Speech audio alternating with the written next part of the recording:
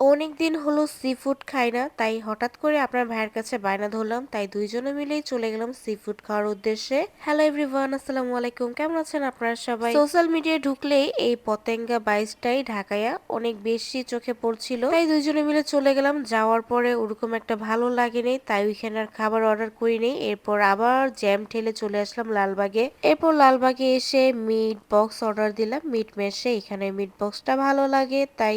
আর সাথে অর্ডার দিয়েছিলাম মোমো, আর মোমোটা অর্ডার দেওয়ার পরেই চলে আসলো। এরপর গরম ধোয়া ওঠা মোমো খেতে ভালোই লাগছিল। আর সবথেকে বড় কথা হচ্ছে, যে কোনো খাবার যদি দেখে ভালো না লাগে ওই খাবারটা না খাওয়াই ভালো আমি মনে করি। আর এদিকে কিন্তু কথা বলতে বলতে আমার মিট বক্সটাও চলে আসলো। আর মিট বক্সটা কিন্তু তাদের মোটামুটি ভালোই লাগে, আগের তুলনায় মানটা একটু কমে ফেলছে, আগের তুলনায় মজাটাও অত বেশি লাগে নাই। তো যাই হোক, বাইরে বের হয়েছি, টুকটাক কিছু তো খাবই। আর এটা হচ্ছে আপনাদের অ্যাড্রেস দিচ্ছি লালবাগ কেল্লা।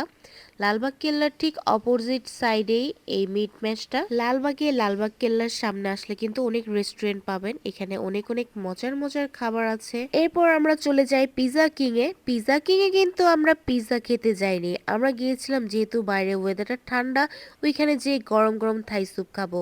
আপনার ভাইয়ের কথা বলেন বা আমার বাবার বাসার কথা বলেন বা আমার শ্বশুর বাড়ির মানুষের কথা বলেন, তারা কেউই বাইরে থেকে পিজা খায় না।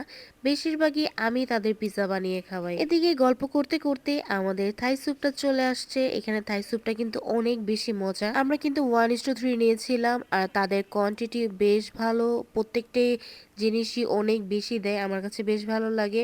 আর ওরকম ঝাঁঝও লাগে না। অনেক জায়গায় আছে খেতে গেলে গলার মধ্যে ঝাঁঝ লাগে, পুরা যেমন কুটকুটিয়ে ঝাল ধরে। আর সব থেকে বেশি একটা জিনিস ভালো লাগে, আপনারা লক্ষ্য করেছেন কিনা জানি না, এই থাই স্যুপের মধ্যে উপরে কিন্তু 2-3টা শুকনা মরিচ দেওয়া ছিল। এই শুকনা মরিচটা কিন্তু অন্য কোথাও আপনারা পাবেন না। আর এটার সাথে খাওয়ার জন্য আমাদের চিলি সসটা দিয়েছিল, যেটা কাঁচা মরিচের পানিটা, আর সাথে একটু টমেটো সস দিয়েছিল, যার যেটা লাগে। যেহেতু আপনাদের ভাইয়া ঝালটা পছন্দ করে একটু স্পাইসি, তাই আমি আবার তাকে একটু দিয়ে দিলাম। এরপর সে মিক্স করে খাচ্ছিল, এদিকে আমিও খাচ্ছিলাম, আর দুজনে মিলে একটু গল্প করছিলাম, ভালোই লাগছিল টাইমটা। এরপর দুজনে ঘুরতে ঘুরতে বাসার উদ্দেশ্যে রওনা দিয়ে দিলাম। আর হ্যাঁ, এটা কিন্তু আপনাদের ভাইয়া আমাকে বিবাহ বার্ষিকী উপলক্ষে ট্রিট দিয়েছিল। ভিডিওটি ভালো লাগলে বেশি বেশি করে লাইক কমেন্ট শেয়ার করে দিবেন প্রতিবারের মতো। আল্লাহ হাফেজ।